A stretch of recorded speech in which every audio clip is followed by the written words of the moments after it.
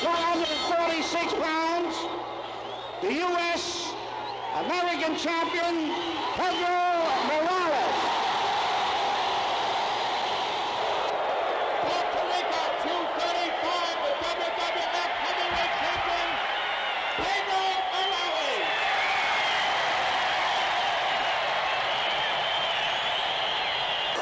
And his opponent from Culebra, Puerto Rico, weighing 240 pounds, the Intercontinental Heavyweight Champion, Perdo Morales.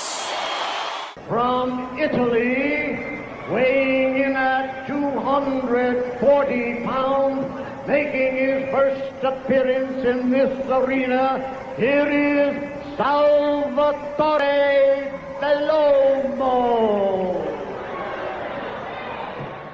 His opponent from Italy at 238 pounds, Salvatore Bellomo.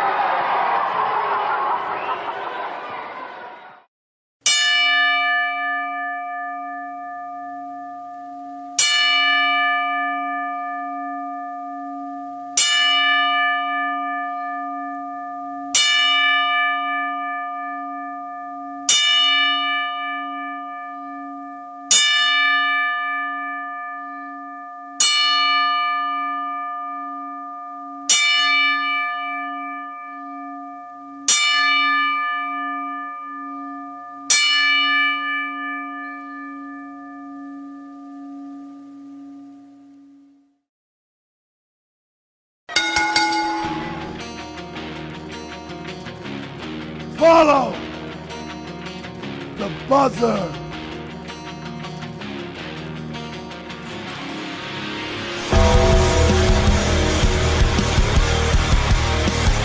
Rest in peace. Woo!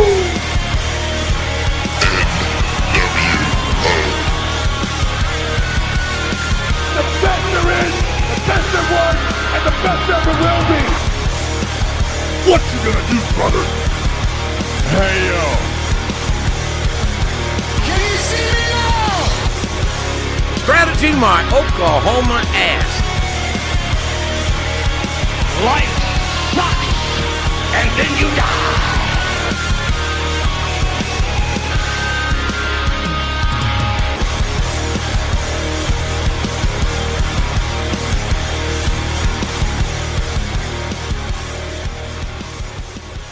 Welcome to the JM Report. I am your host, IAmGoodOlJM, and this is episode 46, coming to you from CSB Studios in Tampa, Florida, the birthplace of pro wrestling. And unfortunately, I have to begin with sad news, as the world of pro wrestling has lost two legends this past week. And I remember them growing up. I was just in between, I guess, decades to remember these two gentlemen. And it was just really sad to hear. I mean, throughout the week, many prayers and condolences were pouring in over social media to the family and friends of one Perdo Morales and Salvatore Bellomo. Hopefully I pronounced his name right. And both men probably going to be known for their time in the World Wrestling Federation, in one particular case, the Worldwide Wrestling Federation for Mr. Morales' case. But you can't ignore all of their other accomplishments. For example, Mr. Salvatore was well known throughout the territories, specifically in the NWA, where he competed for All-Star Wrestling and Hollywood Wrestling under the NWA banner. And really hit home for a lot of us here in the Florida area, as he was one of the, well, I don't want to say founding members, but very instrumental, to my understanding, of Florida's based WXW, run by the Wild Samoans of Afa and Sika, both WWE Hall of Famers. And he was their world heavyweight champion at one time, and a tag team champion with the Mad Russian for WXW.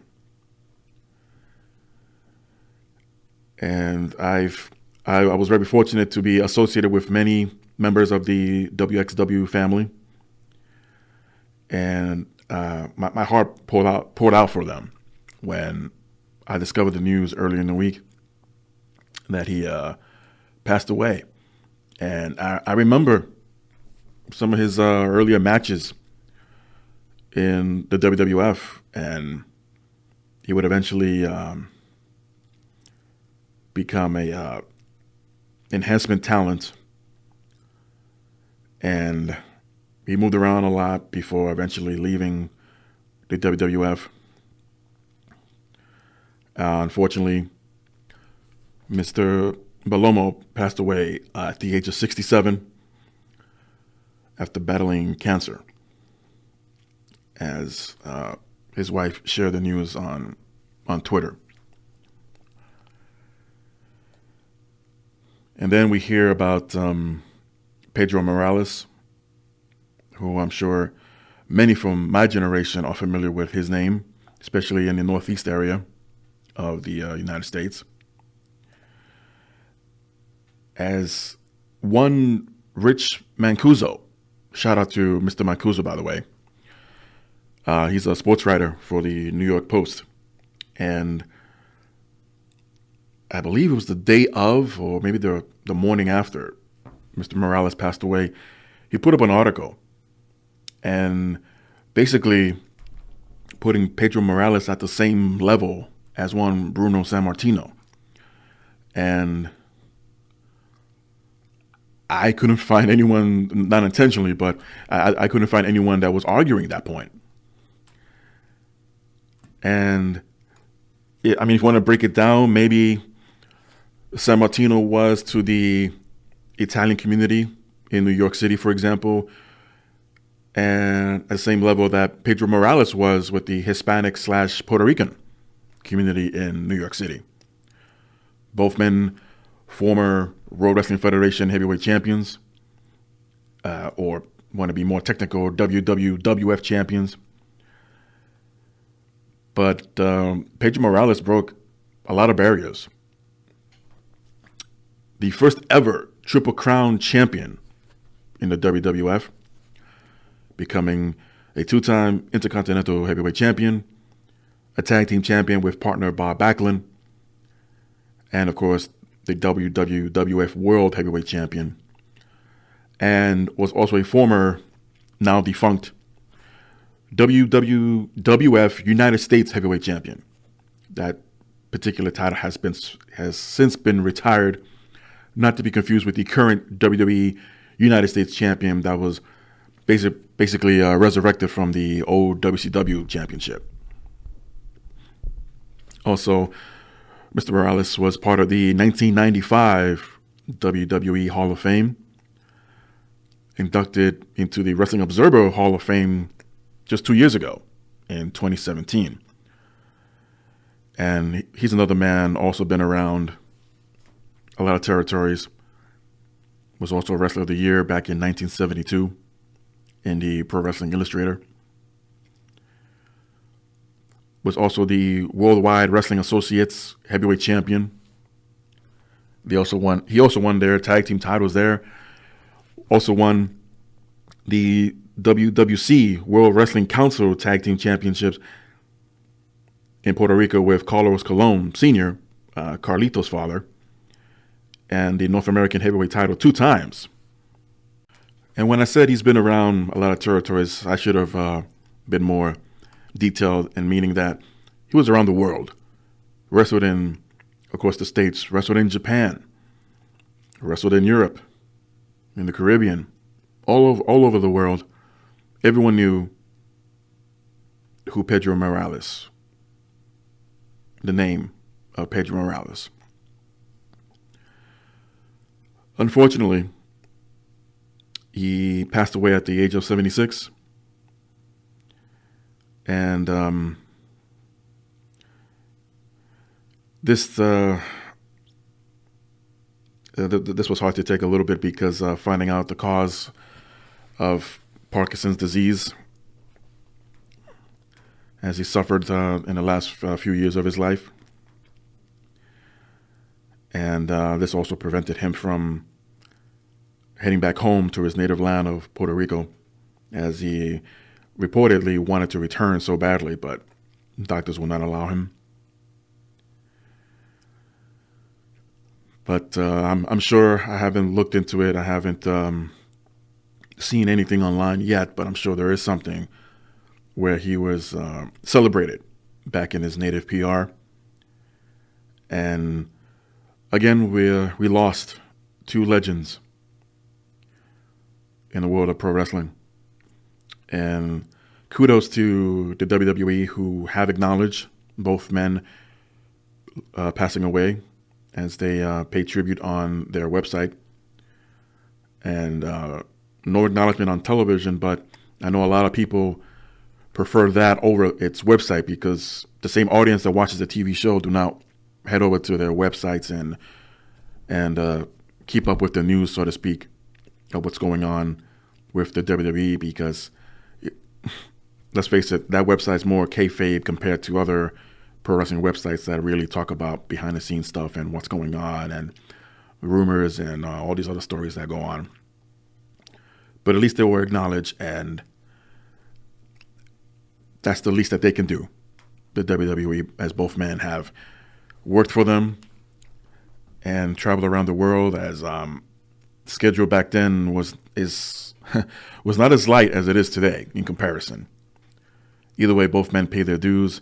They definitely left their mark. If it's not in a worldwide audience, but definitely in the territory areas. And both men will be missed. And like everyone else, I would like to extend my thoughts and prayers and condolences to the family and friends of those that were lost this week. This past week on Raw and SmackDown were the go-home shows for this Sunday's Elimination Chamber pay-per-view event. And, well, right off the bat, I got to say,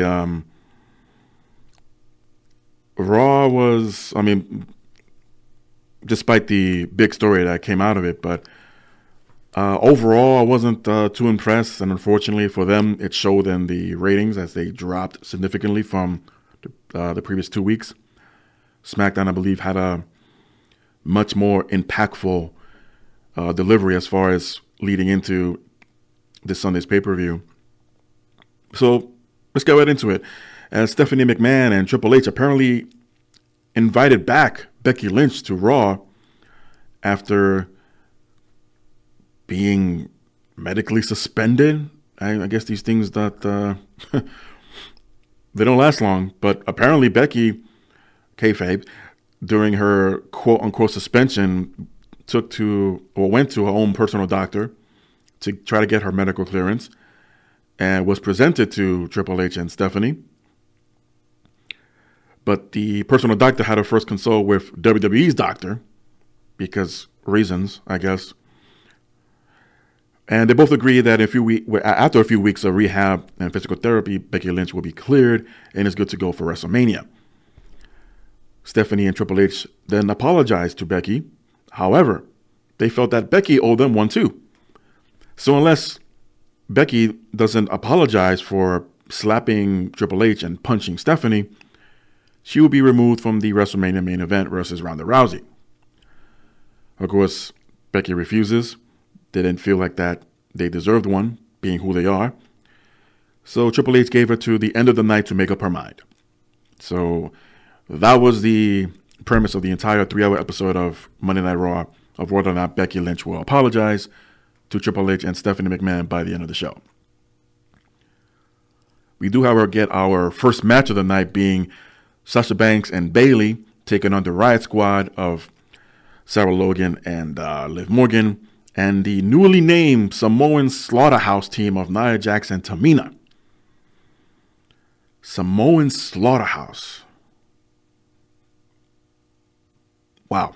The losing team here will begin the Elimination Chamber match for the Women's Tag Team Championship to be crowned at the Elimination Chamber, representing Raw. Once again, Banks was kept out of the match mostly, as it was reported she had a shoulder injury, and it was unclear whether this was a work, behind the scenes stuff. But for the past 2 or 3 weeks now in a row, Sasha Banks has been part of a match, but not involved in the match, if that makes sense. She just wasn't tagged in or didn't get physical, but apparently was cleared and good to go for this Sunday's chamber match for the tag team or the women's tag team championships. I personally still think it's a work, but we'll see. But Nia will end up pinning Bayley for the win, as Sasha and Bayley will begin the chamber match representing Raw this Sunday. Elias, this was I don't know what they were trying to do here, but maybe some of you can figure this out and post in the comments. But Elias will come out. He's in the ring. He's trying to perform a concert, but gets interrupted as the Titantron shows us a backstage scene of Becky Lynch interacting with Finn Balor, discussing about what Becky Lynch should do. And didn't last long, the conversation. So as we cut back to Elias, only to get caught off again by a video package hyping up the WrestleMania match for the Universal title between Brock Lesnar and Seth Rollins. We go back to Elias. This time, no concert, as the Lucha House Party come down, and Kalisto wanted to join in and walk with Elias and began playing Elias's guitar and offered a duet with Elias. So Elias heads over to the corner of the ring where there was another guitar just laying or leaning across the corner there. As Kalisto tunes up, Elias from behind hits Kalisto with a guitar and leaves the ring as the other Lucha House Party members try to attend to him. And interesting segue here as Elias runs off he starts running up the ramp and then jumps off to the side as Bobby Lashley and Leo Rush make their way to the ring. And they sit ringside for the next upcoming match of Finn Balor taking on Drew McIntyre. So after a number of interruptions by Lashley, the referee calls for the bell and a DQ for McIntyre, as both Drew and Lashley would attack Finn, and this brings out Kurt Angle. He beats down on Lashley and McIntyre, but this then brings out Baron Corbin, who fights off Angle. And then Braun Strowman even things up and heads down.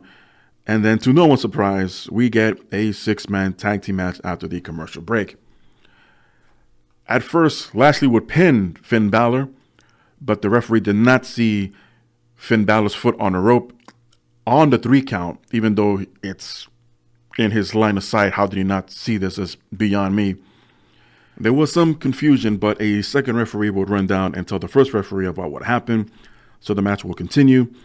And this time, Finn Balor would hit his coup de grace onto Lashley and get the pinfall 3 count. Right in the middle of the ring, so no confusion, no mishaps or anything like that of a foot on a rope.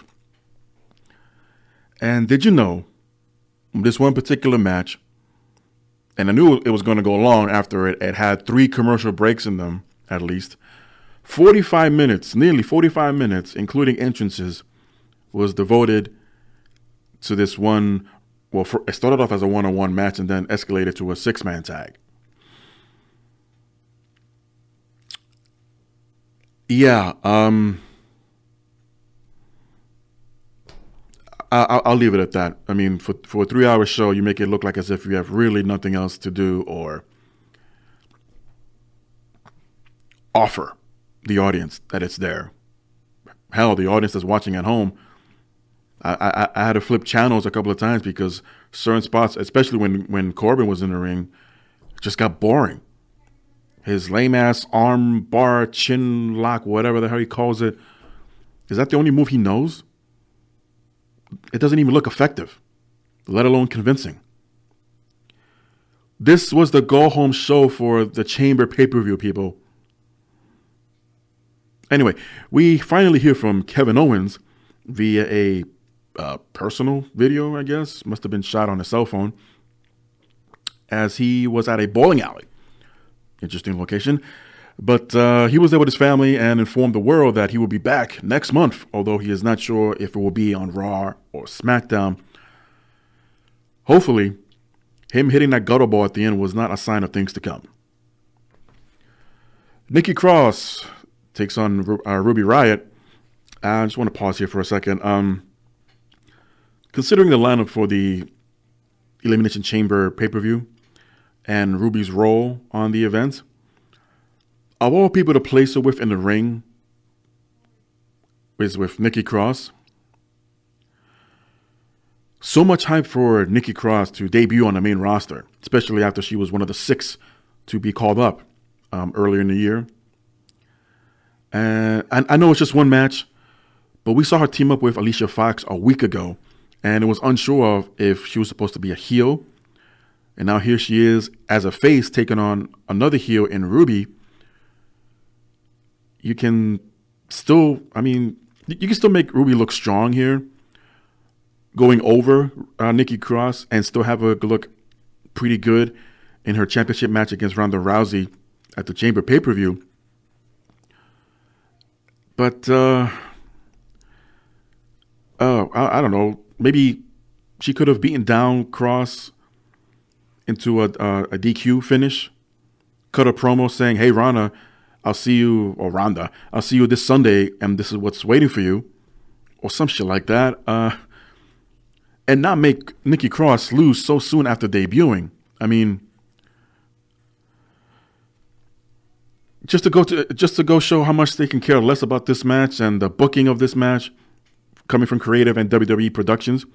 During the match, the same match between Nikki Cross and Ruby Riott, they cut away to backstage to Becky again talking to others backstage of what she should do for the rest of the night. And by the end of the night, it started off as a split screen, and then the Becky Lynch portion just went full screen, completely ignoring what was going on with Ruby and Nikki Cross. Sure, they might have been in a rest hold during this, but this couldn't wait till after the match. This is what they couldn't figure out in a 3-hour show to fit in what can go where, so we can focus on one thing. If you already have the audience's attention from the beginning, and assuming they were still with you at this point during this match, they know what to expect. And even if they are channel surfing like I was, I'll admit, I will know eventually to tune back by maybe the last 15, 20 minutes of the show to see exactly what Ruby's going to say, Becky Lynch that is, or what she's going to say to Triple H and Stephanie. This constant cutting away throughout the show of Becky Lynch backstage. What's she going to do? What's she going to do? We didn't need to see that. Let alone see it during a match for you to cut away. And, some people may not look at it as disrespect, but you're trying to build up Ruby Riott as some kind of potential threat towards the women's title versus Ronda Rousey. Of course, let's be realistic. No disrespect to Ruby Riott. She's a great athlete, especially coming up through the NXT roster. And she will have her time as champion. But all the focus and attention and the effort is on Ronda and Becky right now. She's just caught in the middle, literally. Ruby Riott, that is. And to mix up Nikki Cross in this, couldn't have been Alicia Fox? We know Alicia Fox, unfortunately, is not going to go up higher than the level that she is now. Where's Mickie James? Where's Alexa Bliss, who's been cleared to return to the ring? She was in the Royal Rumble. She's had maybe, a moment with Bliss since then. You have players. Just think of the roster on Raw in this case as a chessboard. You have the players. You have the pieces to work with. It just does not make sense, and I know I'm beating a dead horse here. It does just not make sense all these booking decisions, and that the old man agrees to it and says, yeah, let's go with that.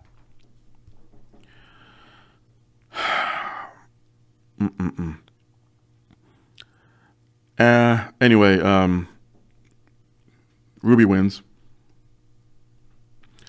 Seth Rollins returned to Raw and mentions the 6 F5s that he took after the Royal Rumble the next night on Raw from Brock Lesnar. Heyman would come out and tease Lesnar was in the arena, but he was not. After a back and forth portion here, Rollins tells Heyman that he will be the one to defeat the Beast and become the new Universal Champion at WrestleMania. As Heyman leaves, Dean Ambrose comes out, heads down to the ring. He goes in and tells Seth to slay the Beast and shakes his hand and steps out of the ring for Seth to leave, as Dean had a rematch versus EC3. Now, there were reports that Dean Ambrose apparently had a lot more to say, but chose not to. Maybe it's safe to say, well, if he is leaving, do you think he cares about scripts at this point? And I guess an interesting outcome to the match here, as Ambrose would defeat EC3 a week later after EC3 made his Raw in-ring debut against the same man in Ambrose. So this was the change we were expecting, folks. This was the promise of new faces, new type matches, new this and that. And it's the same old shtick. It's the same old bullshit is what it is. And don't tell me that, hey, unless you want a multi-billion-dollar company. Like, no, if it looks and smells and sounds like it, it's exactly what it is. And you need to call it what it is. Get rid of these brown-nosing, ass-kissing yes men or women that's working for you, that I'm pretty sure is getting a reasonable salary, and not have one shred of thought or brain cell that can contribute to a creative idea that could be presented on television. And don't tell me, oh, but it's so difficult to write for a show one week to another. I know it is. Hell, I've done it. I'm doing it right now.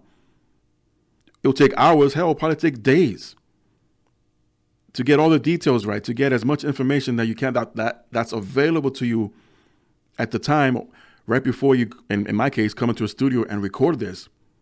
I'm fully aware of the difficulties, the stress, the frustrations, all of that, to come up with an article or a script in their case and have it be presented for television, but first getting approval from the owner, because apparently he has a creative imagination as well. But I think, like one of his pals, only speaks just to piss people off and goes in that direction because he knows it's just going to cause more mischief.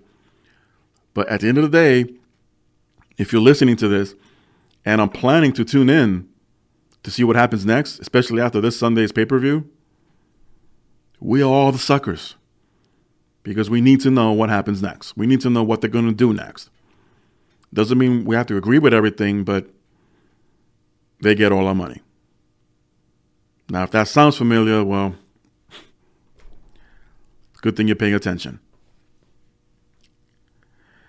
So, as I mentioned, EC3 would fall to Dean Ambrose. And sure, I mean, going back to last week, EC3 winning over Ambrose, and the frame of mind was, well, Ambrose is leaving, so he has to job on his way out. I mean, he's with the company. He's going to be with the company until April. Somewhere towards the end of April, long after WrestleMania. He's yet to have a scheduled match at Mania, possibly against Triple H, replacing Batista, but more on that later. So, are they trying to say that Dean may not be leaving because he did not job to EC3? Well, they made it public. And why hasn't EC3 been on Smackdown yet? But yeah, whatever. In another rematch for the Raw Tag Team titles, again, Bobby Roode and Chad Gable defend against the Revival. And I like this match where the Revival was booked here wrestling as if this is the last shot for the titles. So make good of it because this is it. You lose, you're done. No more fatal four-ways or triple threat elimination matches to be the number one contenders again. But they wrestled to so many near falls and definitely left you at your edge of your seat, I guess is the phrase, as Chad Gable was, I guess, the sacrificial lamb against the Revival, and one Shatter Machine later in the pinfall, and finally the Revival become the new Raw Tag Team Champions. I guess putting a smile on all the Revival fans for now. But the question is here, are they still rumored to leave? And how long before they drop these titles? But for now, I say until that day comes, hopefully not this Monday, let's enjoy it. That the Revival have finally become Tag Team Champions on Raw. A bit late in the process. I think they should have became champions on the second rematch. But no one's asking me how to book the show, and heaven forbid you ask for an outside influence or opinion, but they ain't asking me, folks. So has there been a new deal made with WWE? And is this WWE showing gratitude if a deal has been made? We don't know. Again, let's just take in for what it is of the Revival becoming new tag team champions. So when we finally get to the end of the show and find out what Becky Lynch is going to say, and to many people's surprise, Becky does apologize to Triple H and Stephanie. They shake hands as they accept it and leave the ring. Triple H and Stephanie do. Becky stops them for a moment, saying, just like that, you don't want anything else from me? Triple H says, basically, yeah, that's it. Good luck when you match with Ronda, who comes down the ring, or comes down the ramp into the ring, goes to face with Becky Lynch. And then we get a familiar tune. No chance, so that's what you got. Out comes Vince McMahon and says, well, Triple H and Stephanie may accept the apology, but I don't. And that out of nowhere, really for no rhyme or reason, suspends Becky Lynch for 60 days, just missing WrestleMania by 5 days by Vince McMahon's count, and introduces Becky Lynch's replacement for the main event at WrestleMania versus Ronda Rousey for the Raw Women's title, Charlotte Flair. I know how this looks, my fans, but we still have 2 months left. Maybe this is what leads to Fastlane for that triple threat match, as I mentioned last week earlier, by Quicken Loans Arena, the site of Fastlane, that this is the match that will take place there. But clearly they want Becky off TV until then, but not with the injury, but the fact that she's been suspended again. Maybe she'll be invited back this Monday night on Raw. Who knows? She finds these, or given, I should say, these get out of free jail card, or in her case, get out of a suspension for free card. And Charlotte Flair will be at the Chamber pay-per-view during the Raw Women's title match sitting ringside. So this led to many fans speculating, is there a power struggle now between Vince and Triple H, where Triple H made one call, but Vince basically overwritten him and just took a real harsh turn for the worse if you're a Becky Lynch fan. But fear not, again, there's plenty of time between now and Mania for things to turn around for the better, and everyone will be happy, especially at MetLife Stadium in person. As Raw went off the air, we were left with Becky Lynch and Ronda Rousey just staring at each other, going from face-to-face, I'm going to kick your ass look to a more confused look. And then exclusive footage was posted by WWE on their social media accounts where the Riot Squad would confront both Becky and Ronda. and both Ronda and Becky would fight off the entire Riot Squad.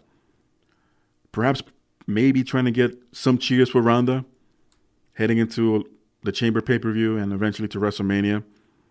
But the best part about all this, it does piss off and confuse the hell out of the fans. And we will all tune in. And I mentioned this before. We will all tune in to see what they will do next. If they go for a triple threat match at WrestleMania instead, this should make it a elimination match for the Raw Women's title. Becky versus Ronda versus Flair. Don't get me wrong. Charlotte Flair does deserve to be in the main event. She is 2-1 at WrestleMania, and all of them were title matches. Becky is yet to win, not only at a Mania, but also a championship at WrestleMania. And this is her time. Over on SmackDown, Charlotte Flair, speaking of the devil, comes out and praises everything that happened the night before and rubs the suspension in Becky Lynch's face and dedicates her WrestleMania victory, that's yet to happen, to her best friend, Becky. The first match of the night, we get SmackDown's version of which team will start the chamber match for the SmackDown side of things for the Women's Tag Team Championship, as Carmella and Naomi, now referenced as the Fabulous Glow, the Iconics of Peyton Royce and Billie Kay, and Fire and Desire, Mandy Rose and Sonya Deville. Oh, Lord. You want to tone down the nicknames here? I hope someone has at least made sure that none of these names were trademarked by Brazzler or Pornhub. Anyway, Naomi gets her payback on Mandy as she pins the homewrecker for the win. And in the very next segment, we hear that Mustafa Ali has been pulled from the WWE Championship Elimination Chamber match due to injury from a house show over the weekend. And honestly, this was heartbreaking. Mustafa Ali was chosen from the entire 205 roster. And there are still potential amazing, great athletes on 205 Live. Don't get me wrong. But of the bunch, Mustafa Ali stood out to those, I guess, in power and creative or whatever. And he was placed in the main roster of SmackDown with the heavyweights, if you will. And we all saw Mustafa Ali rising up in the ranks, really busting his ass, similar to AJ Styles, as if Ali was wrestling at a WrestleMania event every night on SmackDown or house shows. And even if Ali wasn't booked to win, what would he have done in the chamber? Unfortunately, we may have to wait till next year if Ali gets another opportunity at the title. Not that he'll be returning from injury a year from now, but I'm saying to go back to, I guess, make up for it and place him in a chamber match for the title with whomever the champion is at the time. It's been reported that Ali apparently has been working with a tailbone injury, and it gotten worse since the Royal Rumble. And adding insult to injury unintentionally, his match with Randy Orton the previous week on SmackDown ended up with him having a black eye, which brings us to this past weekend's house show where Ali's swollen black eye unfortunately got worse. And it was determined there that he couldn't compete. He won't be cleared medically to compete at the chamber match for the title.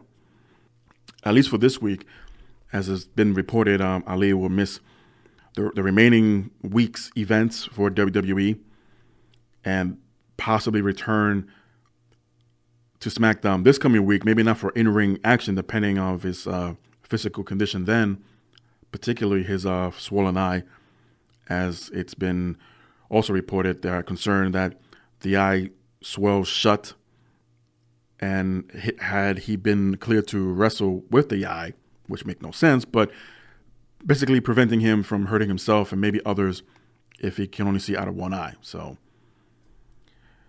again, it is heartbreaking, and Ali would take to social media. I caught it on his Instagram account that how upset he was.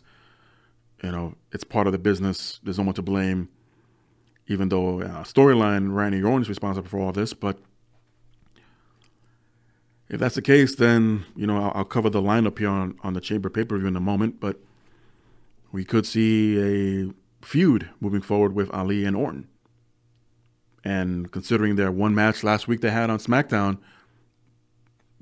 I won't complain about it. We get McMiz TV with their guest, the Usos. And yes, I will talk about Jimmy Uso in just a bit. Not much here. They did a bit of a quiz show, trivia thingy with the Usos. And they go back and forth talking smack to each other. And this ensues the Usos to super kick both tag team champions and leave, talking more shite on the way out. We then get Daniel Bryan cutting a promo in the ring, discussing how dangerous the Chamber match is and that he should not be in it, defending his newly Eco WWE Championship. This brought out the New Day. As it was mentioned earlier in the show, it will be determined of who will replace Mustafa Ali between the members of the New Day, and it was Kofi Kingston.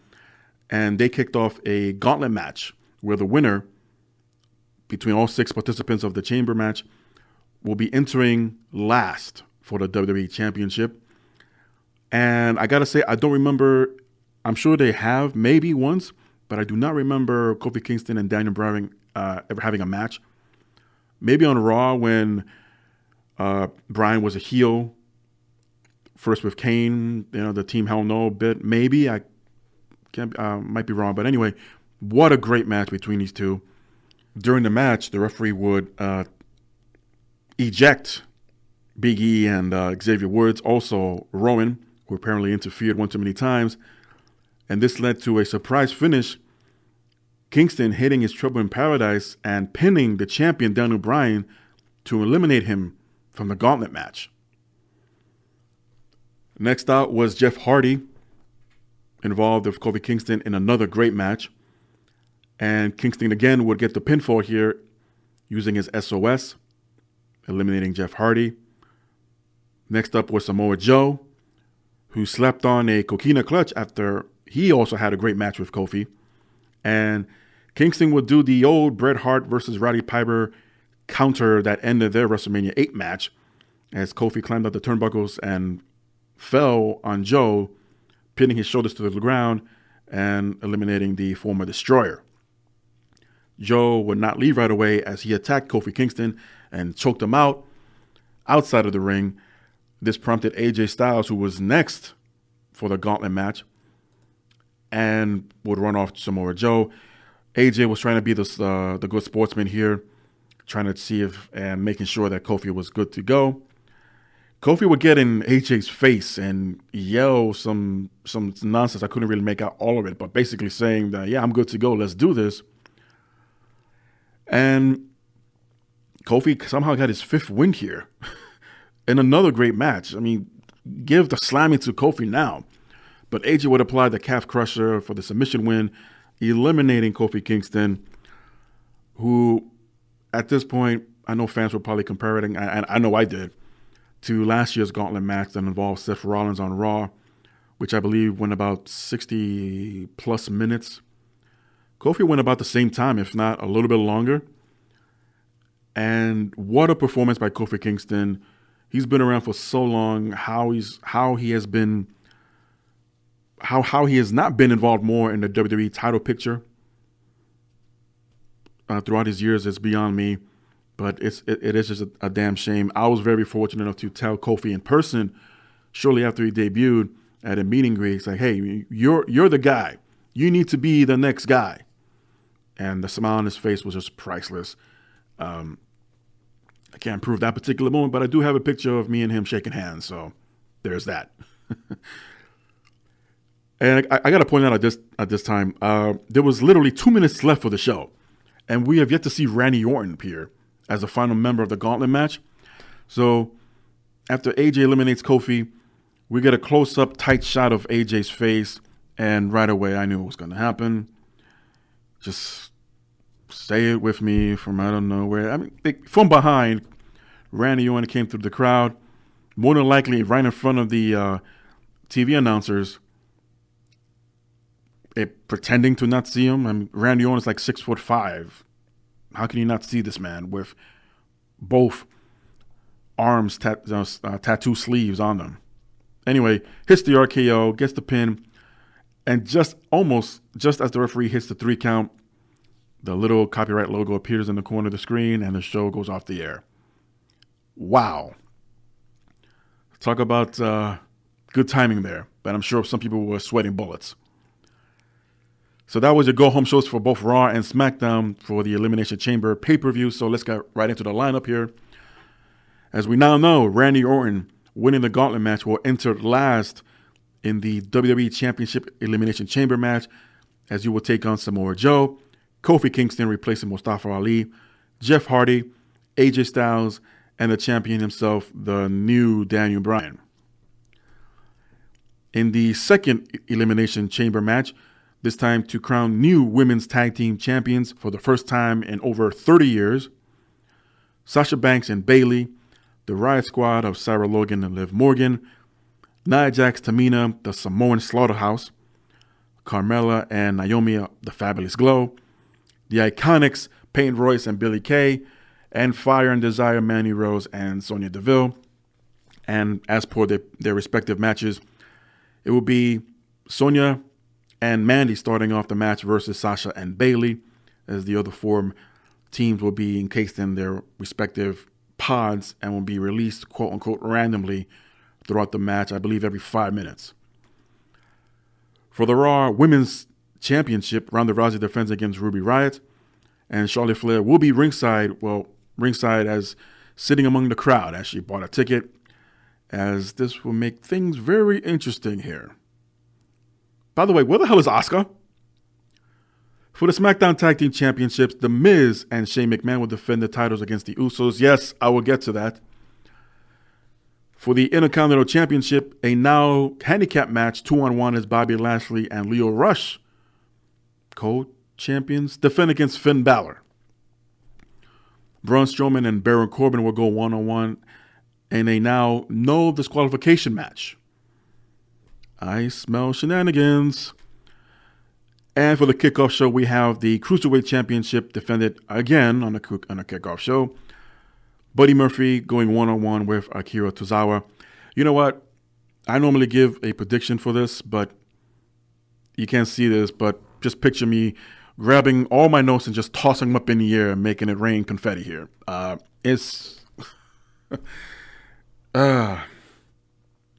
They're not living up to their promises as far as these changes go. Whatever. Breaking news that, broke yesterday, according to TMZ.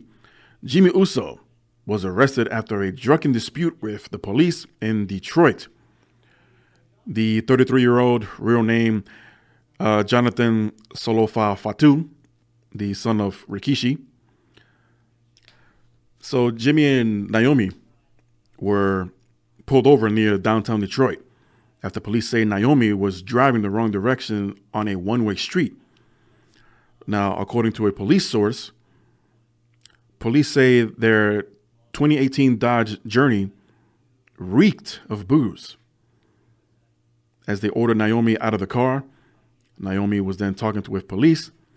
Jimmy would then get out of the car on his side, and despite commands from police, took off his jacket and shirt and squared up as if he wanted to fight the police. The officer would then take out his taser because he would say he was scared for his safety. Jimmy ultimately settled down and complied with their commands. Then when he was handcuffed and arrested for disorderly conduct and obstruction, he was taken to jail and later posted bond. And the Usos were not, the Usos as in Jimmy and Naomi, were not in Detroit for a WWE event. However, the WWE would issue a statement later on saying Jonathan Fatu is responsible for his own personal actions. On Twitter later on, Naomi answered a fan saying, "Yes, dear, we are safe and okay. Thank you and love y'all." So you can imagine this does not look good at all. I believe it was back in 2011, Jimmy Uso was arrested for DUI. Probably, and this is me just speculating, probably to avoid this again, asked Naomi to drive. But raised the question, if the reports are here to be believed, why was Naomi driving down the wrong way on a one-way street? The report does not mention that Naomi was under the influence, just that the car reeked of booze. But it implies that Jimmy was allegedly under the influence and was arrested for his behavior, more so than whatever else he would have been pulled over for. But unfortunately, you can't mask the scent of the alcohol in the car. So this sucks. Probably a no-brainer because many were speculating that the Usos were going to win the tag team titles this Sunday, but I'm not sure anymore. It could still happen. It could still be booked that way for the sake of not rewriting the show, even though there was time between now and then. And then maybe drop the belts to someone else. Maybe not McMiz. I mean, what sense would that make? That team's going to break up eventually. But I'll hold off to see what happens after their match on Sunday at the Chamber pay-per-view.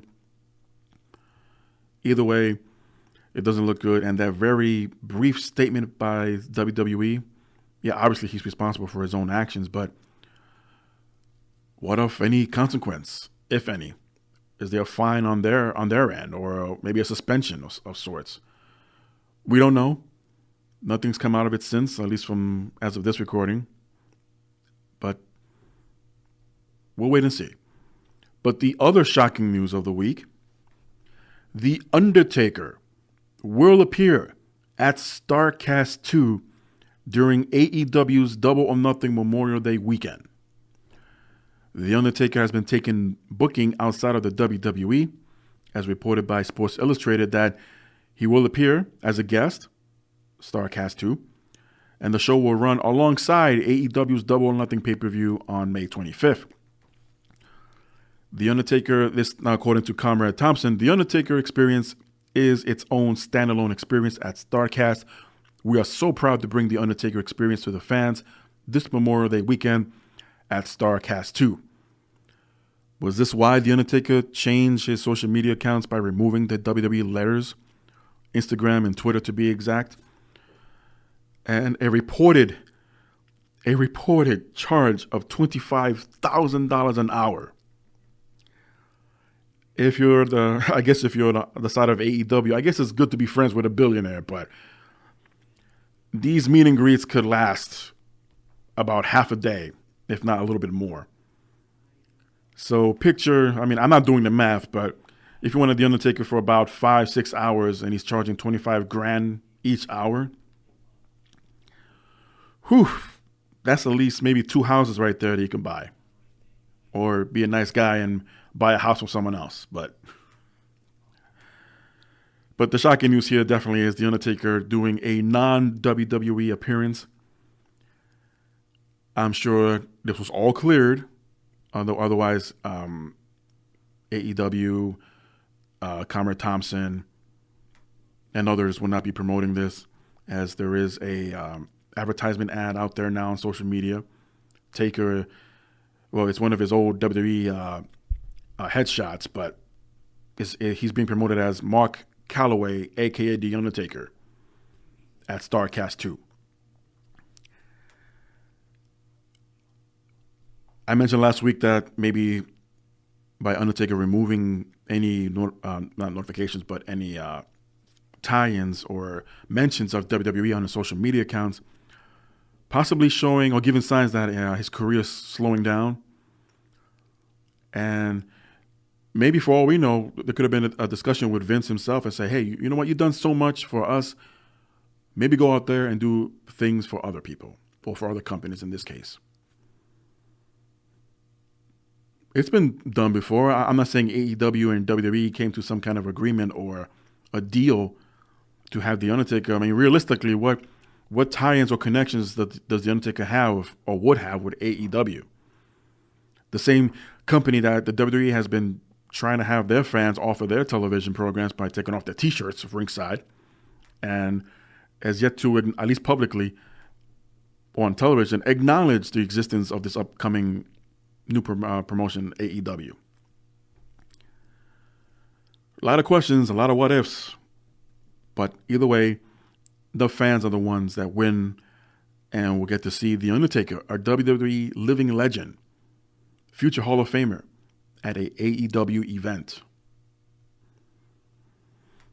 I wish I can go, but I haven't been to Vegas in so many years, but if I had my say, I definitely would have booked my flight and my Starrcast ticket for this. But for those who are listening and that are going to attend, have fun. That's all I got to say. Speaking of Double or Nothing, the event has sold out in 4 minutes. And this created a bit of a chain letter of sorts on Twitter as The Rock congratulated Chris Jericho after Y2J took credit for the sellout. Had it not been for Chris Jericho, this event, Jericho doing his thing there, which I still love, along with Cody Rhodes and Adam Page chiming in. But this is unbelievable. And you know what? Congratulations to AEW. For a while was considered a T-shirt company for a few weeks. And I will definitely watch this one for sure, as they're announcing matches for the event. Of course, we have the rematch between Kenny Omega and Chris Jericho. Cody Rhodes, who during the time of promotion had knee surgery, but should be good to go, medically cleared by the time Double or Nothing rolls around. However, there hasn't been an opponent yet to be named for Cody Rhodes, but we'll definitely keep an eye on that as well. But wow, 4 minutes, unbelievable. We have some AEW-related news reports. This one in particular involving Rob Van Dam. He was asked about signing with AEW.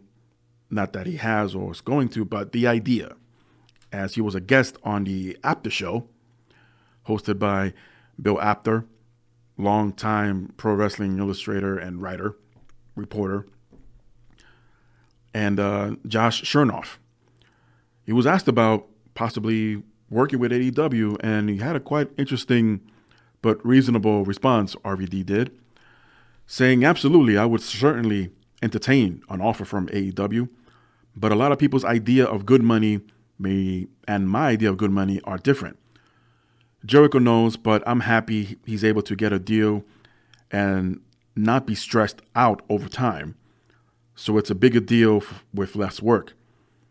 We all have our own values, and that goes anywhere. When it comes to that, and I said I would still wrestle, I'm not priced to wrestle every week and move like the other guys that want to work every day or every week. I'm priced pretty far above market, where not that many people in a year can reach that price tag, and that's by science, and that's where I'm happy being. You know what I mean? Having said that, for the right amount of money, I pick up more matches, sure. I'm all about business. It's not in my plans, but having said that, I would consider anything for the right money. So, yeah, who wouldn't? Seriously. In all honesty, the price has to be right. So imagine asking the same question to Hulk Hogan.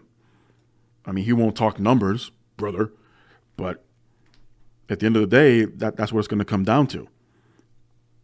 Now, many have been comparing the beginnings of AEW to WCW when Ted Turner bought them out from Crockett Promotions, and that a billionaire backing up the company would have no worries. Sign whoever you want and pay whatever they're offering or asking for. Millions of dollars were spent. Now, of course, not all of it came from Ted Turner's pocket himself. Of course, there's sponsors and advertisers and all that. But still, adding up to millions of dollars, probably closer to billions, if I'm not exaggerating. But if you're in the case of Rob Van Dam, who is still a name, who is still has the drawing capability, and match him up against anyone with the current AEW roster, for sure you will have a 5-star match, no pun intended. Time will tell, but as Rob mentioned, he has been limited to his in-ring capabilities, and he's still doing his comedy tour. So he's staying busy, and as I said, he's happy. So doesn't need to, doesn't have to, but he's open to it. And for an RVD fan, I'm glad to hear that. The Pro Wrestling Sheet is reporting that Batista is in talks for a match at WrestleMania 35, but he's also reportedly listening to offers from AEW. According to several sources, Batista is in deep talks with WWE about a WrestleMania match, but at this point is 50-50 on returning based on how these talks have progressed. It was also noted that AEW has expressed interest in Batista and isn't turning them away and is listening to what both WWE and AEW have to offer. With that said, it was reported last week Batista met with the WWE. However, this past Tuesday, Chris Jericho posted a pic with Big Dave from a Four Rivers smokehouse saying, "Killer hanging with bro Dave Batista today. Had a great time and some amazing Four Rivers steakhouse." Was there a deal made? Now, if you want to move the clock back a little bit to SmackDown 1000, where Batista made his long-awaited return to WWE as part of Evolution, and it was teased then that there might be a match between Batista and Triple H for Mania. Triple H would then, a couple of weeks later, would team up with Shawn Michaels coming out of retirement to take on Undertaker and Kane, where he suffered a pectoral injury, Triple H did, leaving the match with Batista up in the air and in question. And even then, there was plenty of time for Triple H to heal and recover. He hasn't been physical, besides getting slapped by Becky Lynch a couple of weeks ago, but he hasn't been physical in the ring since his tag team match with Shawn Michaels. But slowly and quietly, the idea started fading away about having the match with Batista. And now, here's AEW showing interest in Big Dave. Well, if that's not going to work out, how about work with us? And Batista has always said, he missed being in the ring, particularly in WWE, but during those interviews, during those speeches, AEW was not a thing at the time. Now it's an option. I'm not sure exactly, and it was considered by Batista from retiring from acting, and I hope he didn't. There's just too much potential there for him. Maybe not be at the level as The Rock, but close to it. And really leave his legacy in acting. He's done that already with pro wrestling. Him returning, just add to it, whether it's for the WWE or AEW. Personally, and I'm a big Dave Batista fan, ask anyone that knows me. And I was one of the very few people that once he made his roster debut, breaking away from Devon Dudley, the first few words out of my mouth about Batista was, "There's your next World Heavyweight Champion."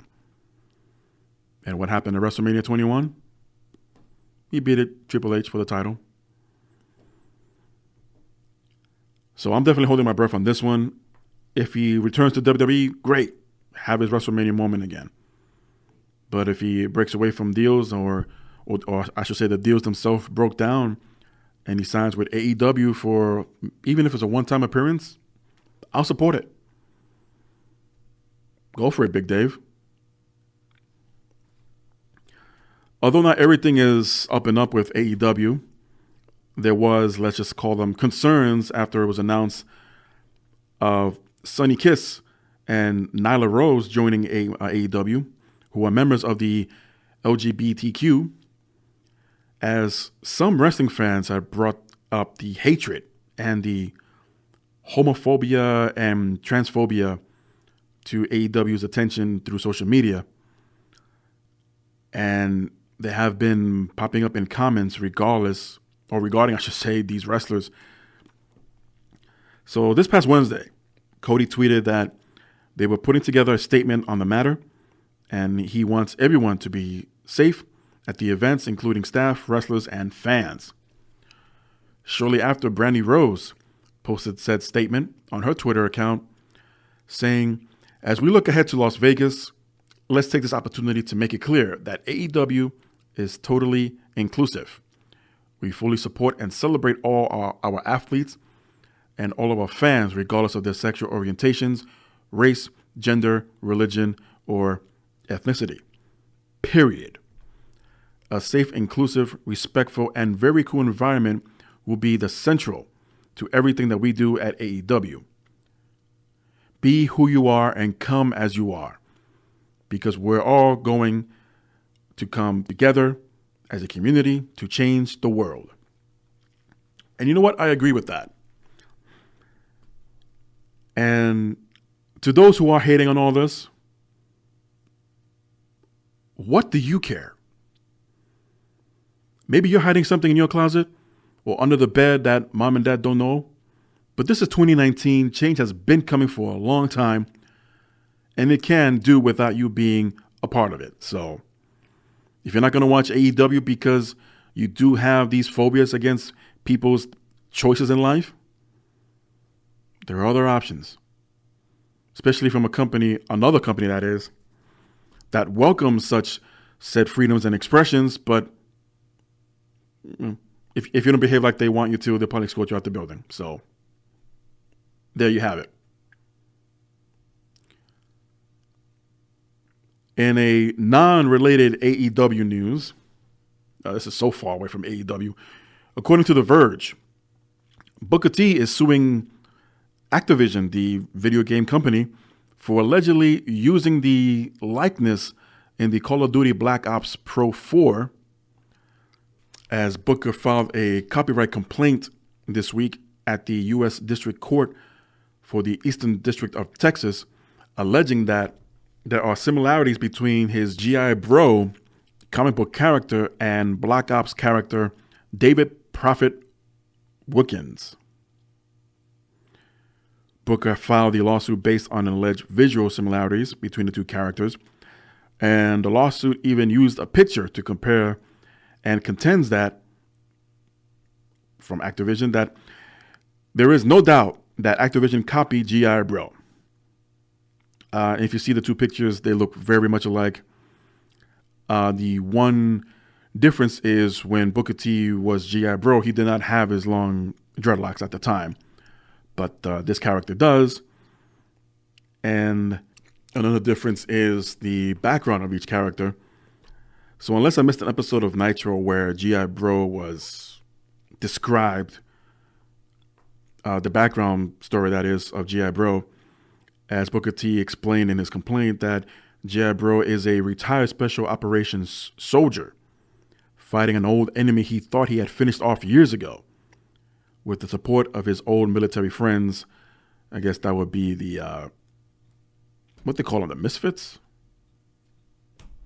in WCW. Anyway, the David Prophet Wookins character, however, is described as cybernetic enhanced soldier who eventually replaces most of his body with mechanical upgrades.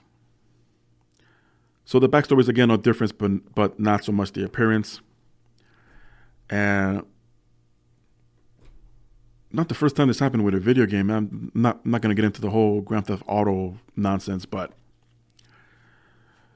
if this was done as a homage, because there has to be at least one wrestling fan in these video game companies, just get the clearance or get the okay. Like, listen, we have an idea for this character, and we want to not necessarily base it off of you, but the likeness or the appearance, and call him by a different name.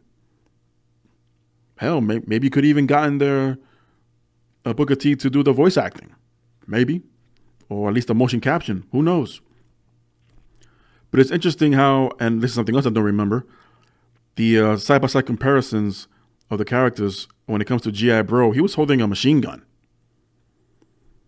Don't know how PC that was in the very early 2000s, and with Turner executives basically chewing them out on almost everything they did on a weekly basis on Nitro.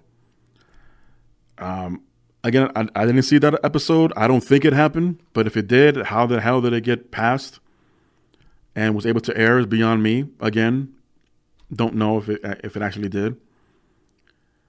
But again, little details like that, because Booker T did not have his long hair back then and didn't walk around with an assault rifle. So what's the deal here? But it's a lawsuit. Hopefully they'll come to some kind of settlement. And I don't play too much Call of Duty games. I mean, I have a few. The last one I played was Part 3.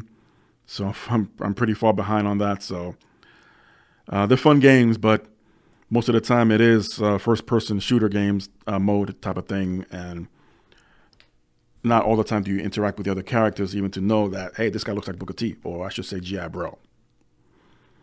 I'm not saying that Booker T should not have followed through with the lawsuit, but let this be like a learning example for others, like I said, who want to use a character that strikes a resemblance to a previous character, say in pro wrestling. Again, just get the permission. Honestly, it isn't that difficult other than the time it takes to get it. Ty Dillinger returned to the WWE after a hand injury kept him off television since October. This week at a house show, Dillinger was prevented from competing for the United States Championship due to the injury in a match against Shinsuke Nakamura at the time that was scheduled for SmackDown Live. The injury was significant enough to keep him out of action for more than 3 months. Because of this long absence, a fan tweeted out to Dillinger asking if he would return to NXT, and Dillinger replied, tried, as in he tried to go back to NXT and was not allowed. I find this so sad when you can't even go back to where you started from in WWE. I mean, Tyler Breeze did it, even though if it was a one-time to have a match against Ricochet, not too long ago, matter of fact. And this was towards the end of Dillinger's recovery period and was not allowed. Maybe my timetable's off a little bit, but point being, it is possible. And we've seen, maybe not recently, but we've seen after NXT members will be called up to the main roster that they will make cameos.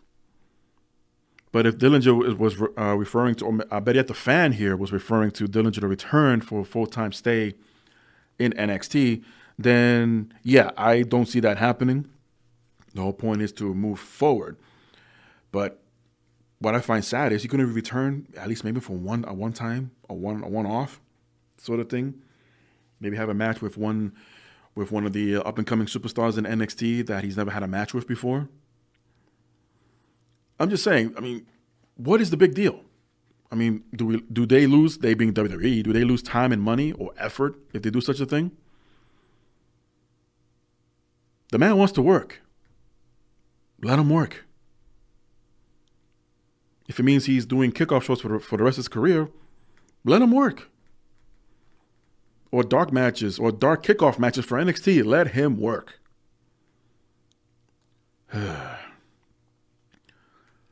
Can you imagine Seth Rollins not ever going to the WWE, but instead going to TNA?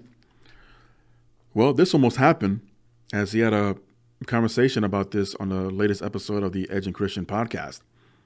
Rollins explained that he received a phone call from D'Lo Brown, who's trying to persuade Rollins to join TNA. Rollins would say, yeah, I'm interested in making more money and moving up, so absolutely. D'Lo put Rollins in touch with Terry Taylor, who formerly offered Rollins a 3-year deal for substantially more money and for far less dates. Dixie Carter also joined in the fray to entice Rollins and make the switch and promise to make Rollins the face of TNA. Rollins had not heard anything from Laurinaitis at the time, John Laurinaitis that is, as he agreed to a TNA contract. At the time, Rollins would inform Ring of Honor of his intentions, and this made Jim Cornette less than happy about Rollins' decision to sign with TNA, and Rollins would explain, "He lost his mind, Jim Cornette, when I told him that I was going to sign with TNA. There were so many expletives in that conversation that followed that I can't even repeat half of it, but he was so irate." Cornette attempted to sway Rollins by saying, "Nobody's going to get you over there. Nobody gets over in TNA. They get under." Cornette detested the idea of Rollins heading to TNA, but offered to look over Rollins' contract, saying, "You know what? Let me make sure they're doing you right. Send that contract over to me. Send it to me before you sign it, and send it back." Rollins would oblige, which bought some time for him and opened the door once again to reach out to John Laurinaitis. Johnny Ace did not answer the phone call, but Rollins did leave a voicemail saying, "I got this contract from TNA, and if I don't hear from you, I'm probably going to sign it and end up there." Rollins received a call back within 10 minutes, according to his story. It was the first callback he received from Laurinaitis in months, who offered Rollins a, quote, opportunity with WWE. "We don't give out jobs. We give out opportunities. We give out an opportunity for you down in Florida if you're interested. It's a developmental deal. There's no guarantees." Typical company response, but a lot of people, 9 out of 10, still sign a contract anyway with WWE. So Rollins knew the offer was the fulfillment of a dream. He said, "I knew this is where I always wanted to be. I didn't give a damn whether it was a job opportunity. I didn't care what it was. All right, I'm in. Done. Send it over. Let's do the testing. Let's go. Get me to Florida, man. This is all I ever wanted. Give me the shot," Rollins said. That was a mouthful. That's what she said. Beat you to it. But yeah, just had this happen, maybe no Shield with Seth, if CM Punk had more say in the matter at the time, we could have seen Dean Ambrose, Chris Hero, and Roman Reigns instead. As for those who don't know, Chris Hero was the original third member before being replaced by Roman Reigns as per WWE's suggestion. And it's definitely one of those what ifs. But yeah, definitely one of those interesting stories.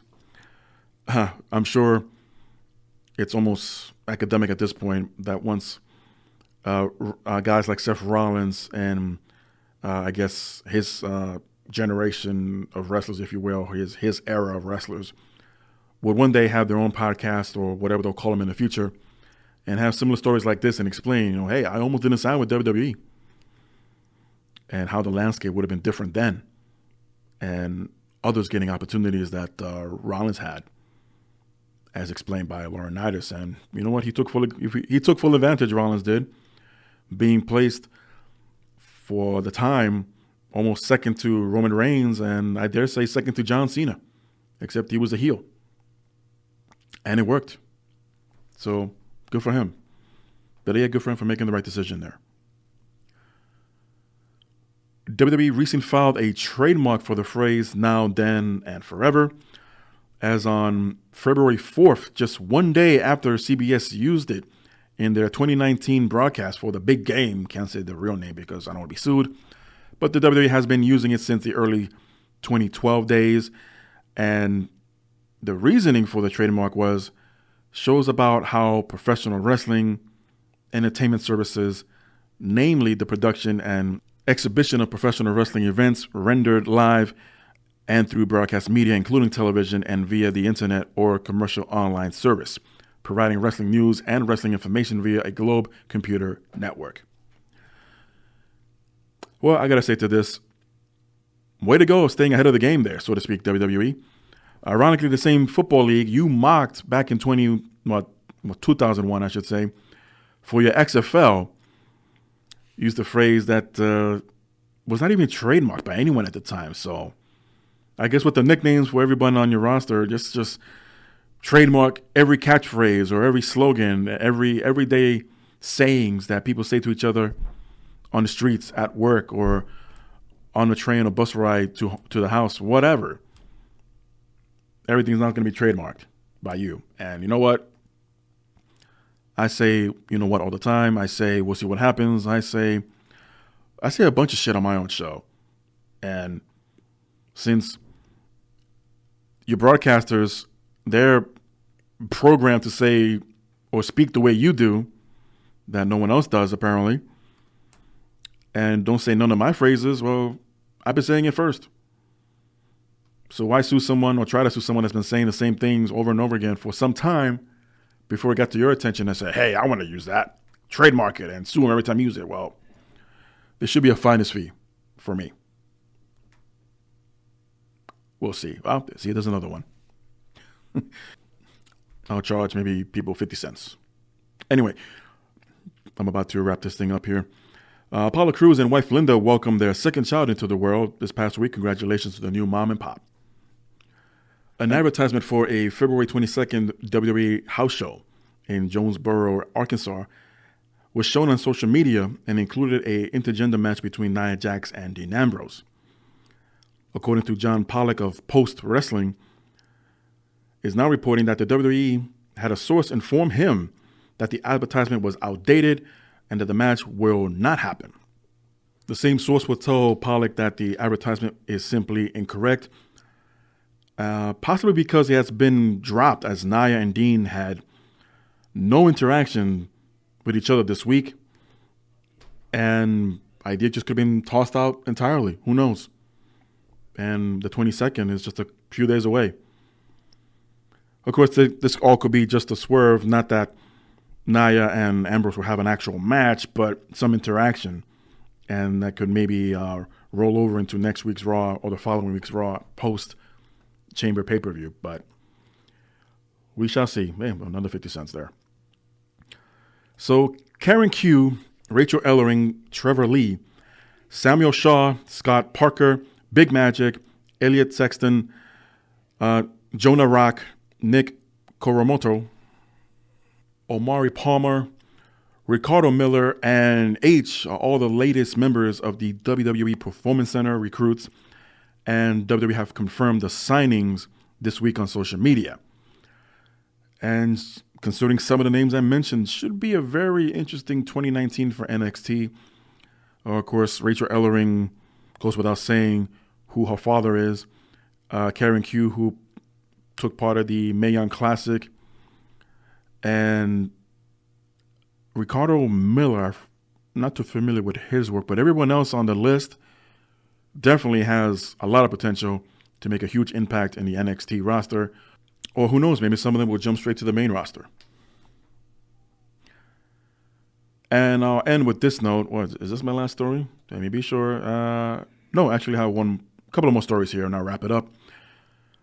An interview with TV Insider. Eva Marie has interest in making a return to the WWE, saying that there was conversations before the Royal Rumble, but she clears up any rumors about being part of the Rumble match itself, and goes on to say, there has been emails and talk and exchange back and forth, but no, I was not approached about being a part of the Royal Rumble. I can tell you that. However, other things, there has definitely been talks for sure. Marie will go on to say, always going to have that itch. I absolutely love wrestling. You never know. It's one of those things where things have totally taken off for the women of WWE. They are killing it right now. I think it's so amazing. Of course, if the opportunity arises and the timing is how it's supposed to be, I'll definitely would come back and shake things up, because I can always bring the heat. That's for sure.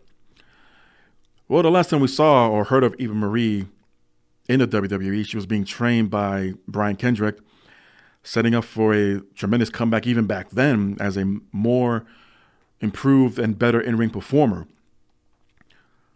But it was more of a tease because even having a wardrobe malfunction on SmackDown to avoid wrestling anyone at all for a long time, and then she was just gone. Never really had that opportunity. I mean, she would have I think either Becky or Charlotte had a match on SmackDown. I mean, it wasn't all that, but for Eva Marie's standards, it was much better than how she used to be before when she was in NXT for a little while. And maybe you just should have, I don't know, and I hate saying things like this, but for the time, and if they really wanted Marie to stick around, maybe just could have used it for eye candy, or maybe sharpen up her interviewing skills and work backstage like Renee Young did before she got promoted to the broadcasting team. I know Renee Young still does backstage interviews here and there, but her main role now is part of the broadcast team. But attractive, very physical. Eva Marie is in her workouts, in her training measurements. Anyone that follows her on social media, I mean, she really busts her ass in the gym, in the ring when it comes to boxing training and kickboxing. Really, really put together. But in-ring pro wrestling shape is a whole different story. That's a whole different animal. So if she has the itch, like she says, yeah, definitely, like she said, to shake things up a little bit even if it's for a short period, bring her in for a while, see what happens. Probably need to work on her promo skills, but other than that, yeah, I think she'll fit in nicely. Finally, Buff Bagwell was a guest on Sitting Ringside with David Penzer and confirmed a rumor that I long forgotten about back in WCW. And it was about plans for him to be involved in a plane crash death angle. And his response, after being asked by David Penzer, says 100% correct. MGM Grand was one of the last Halloween Havocs we did in 1998, and Eric Bischoff wanted me to die in a plane crash, and so he was going to do it. I had already called my parents to get them ready for this, my wife to let them know, and then they switched it. I did some kind of run-in, I think in a Bill Clinton mask. If we went through the original plan, that is, Bischoff wanted me to come down like a ghost on wires after the plane crash. I just realized that this was during the time when WCW was on top, more or less, and things did not turn around for the WWF until the following year and establish their dominance moving forward. And, of course, this led to the death of WCW. But a plane crash death angle, really? And he says this was Eric Bischoff's idea. He'll probably deny it now, of course. I never read his book, whether or not this was brought up or not. And I don't think this was ever mentioned in the Something to Wrestle With podcast. But a plane crash. Well, they had the Yeti, and a year or so removed from this, but still, I mean, a zombie, I guess, was the plan for a Halloween Havoc pay-per-view, and that Bagwell was going to be resurrected. I really don't want to know how they would have switched things around to make, he's human again. And wasn't Bagwell part of the NWO too at this time? Ugh.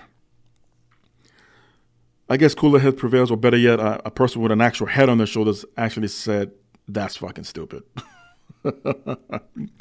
We're not doing that. Have him run in a Bill Clinton mask and never discuss this ever again. So, of course, this Sunday is WWE Elimination Chamber pay-per-view. At least one thing is for sure, we are going to get new tag team women's champions. Curious to see who will walk out from the WWE Championship Chamber match. all eyes on AJ Styles, or I want to say Samoa Joe. I know I'm getting late into my predictions here, but just want to see Samoa Joe have one run as champion. Just one run. At least he can have that on his resume, that he was a former WWE champion. And, of course, the ongoing drama with the Raw Women's title, Ronda Rousey, Becky Lynch, and Charlotte Flair. And, of course, Ruby Riott is an innocent victim of all this, but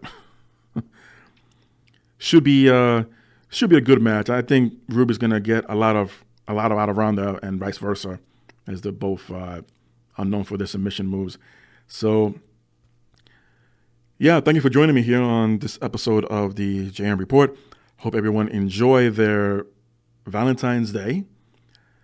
I know I did with a special dinner, but here's the next time to maybe hoping, I don't know, there'll be a future Mrs. JM, but hey, I'm not complaining. I'm enjoying life for what it is now, and if things change, hopefully it's for the better. So until next time, this is Good Old JM. Daddy! Above the stuff and the girl. Daddy!